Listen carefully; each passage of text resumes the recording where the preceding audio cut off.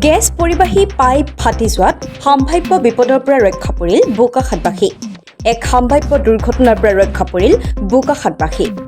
বোকাখাতৰ নাফৰজান তিনিআলিত ৰাষ্ট্ৰীয় ঘাইপথৰ গাতে লাগি থকা এডাল AGCL পাইপ ফুটি গেছ নিৰ্গত হোৱা ততাতৈয়াকৈ বিভাগীয় বিষয়াক জনোৱা হয়। সৌভাগ্যক্ৰমে ঘটনাস্থলীৰ নাতি দূৰৈতে অৱস্থিত নিয়ন্ত্ৰণ কক্ষই লগে লগেই গেছ সৰবৰাহ বন্ধ কৰি দিয়াত এক সম্ভাৱ্য বিপদৰ পৰা ৰক্ষা পৰিল অঞ্চলবাসী। বোকাখাতৰ পৰা বুবুল দত্তৰ ৰিপৰ্টাৰ লাইভ অসম। এইটো আচলতে কোনোবাই JCBয়ে খান্দিছিলে নেকি, এতিয়া গম পোৱা নাই আমি ভালকৈ, লাইনটো চালে গম পাম। JCB বুলি সন্দেহ কৰিছোঁ, এইটো কাৰণ গাঁত হৈ আছে, বস্তু দেখা পাইছে। গেছৰ কণ্ট্ৰল ৰুমেই অকণমান আগতে আছে।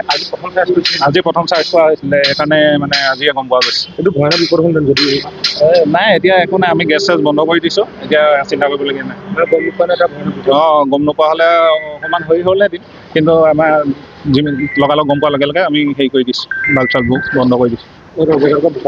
এডোখৰ বোকাখাতত গেছ আজি এতিয়া অলপ আগত চাৰ্জ কৰিছিলোঁ, চাৰ্জ কৰিয়ে আমি লগালগ বন্ধ কৰি দিছোঁ। এতিয়া বিপদ হোৱাৰ হেৰি নাই। আমি বুবুমণি থকালৈকে আমি ফায়াৰৰ টীম আহিব, ফায়াৰৰ টীমে হেৰি চব ইয়াত থাকিব ষ্টেণ্ড বাই, আমি মেৰামতি কৰি দিম।